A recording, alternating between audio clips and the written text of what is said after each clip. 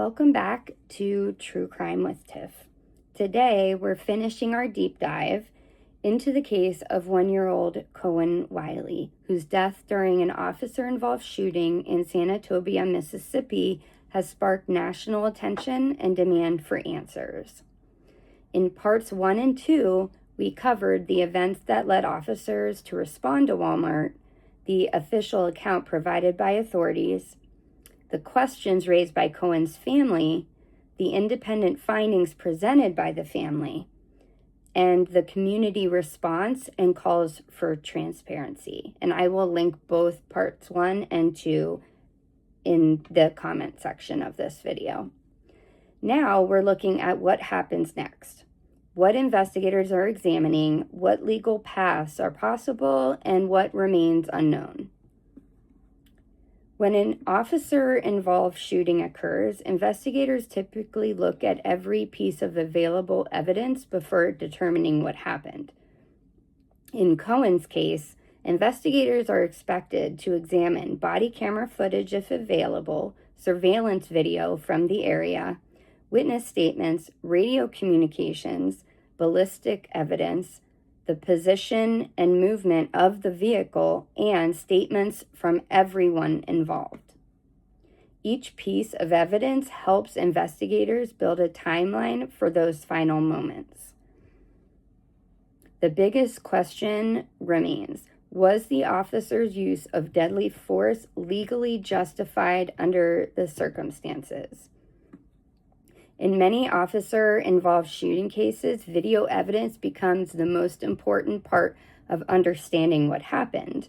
Video can sometimes answer questions such as where officers were standing, how quickly events unfolded, whether commands were given, what the vehicle was doing, and how much time officers had to react. However, video is also only one piece of evidence. Investigators must consider the full context surrounding what is seen and heard.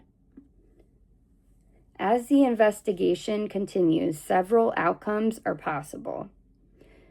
Number 1, no criminal charges. If investigators and prosecutors determine the officer's actions were legally justified, the case may not result in any criminal charges. Number 2, criminal charges. If evidence shows that laws were violated, prosecutors could consider criminal charges.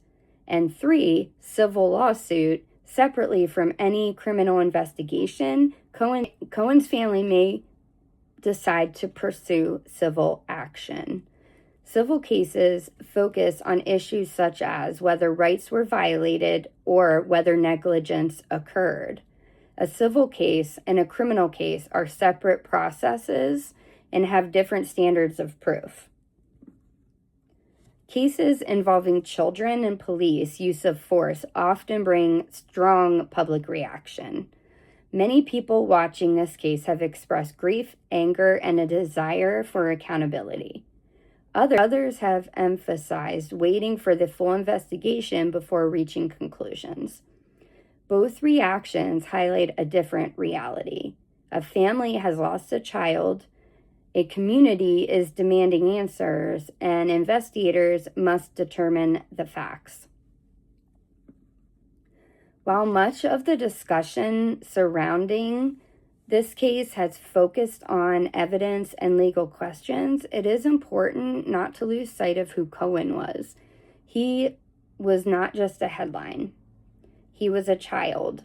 He was someone's child, a little boy with a family who loved him. For his family, the investigation is not just about legal outcome, it is about understanding how his life ended and seeking justice if they believe wrongdoing occurred.